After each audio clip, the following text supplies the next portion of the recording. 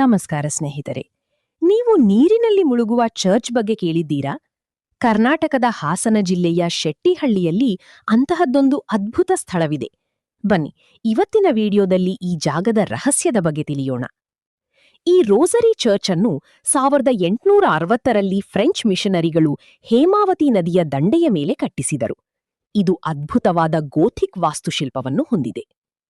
1960ರಲ್ಲಿ ಹೇಮಾವತಿ ನದಿಗೆ ಅಡ್ಡಲಾಗಿ ಗೊರೂರು ಅಣೆಕಟ್ಟು ಕಟ್ಟಲಾಯಿತು. ಅಣೆಕಟ್ಟು ಕಟ್ಟಿದ ನಂತರ ಮಳೆಗಾಲದಲ್ಲಿ ನೀರು ಹೆಚ್ಚಾದಾಗ ಈ ಇಡೀ ಹಳ್ಳಿ ಮತ್ತು ಚರ್ಚ್ ನೀರಿನಲ್ಲಿ ಮುಳುಗುತ್ತದೆ. ಪ್ರತಿ ವರ್ಷ ಜೂನ್ನಿಂದ ಅಕ್ಟೋಬರ್ವರೆಗೆ ನೀವು ಈ ಚರ್ಚ್ನ ಮೇಲ್ಭಾಗವನ್ನು ಮಾತ್ರ ನೋಡಬಹುದು. ಬೇಸಿಗೆಯಲ್ಲಿ ನೀರು ಕಡಿಮೆಯಾದಾಗ ಮಾತ್ರ ಈ ಚರ್ಚ್ ಪೂರ್ತಿಯಾಗಿ ಭೂಮಿಯ ಮೇಲೆ ಕಾಣಿಸಿಕೊಳ್ಳುತ್ತದೆ.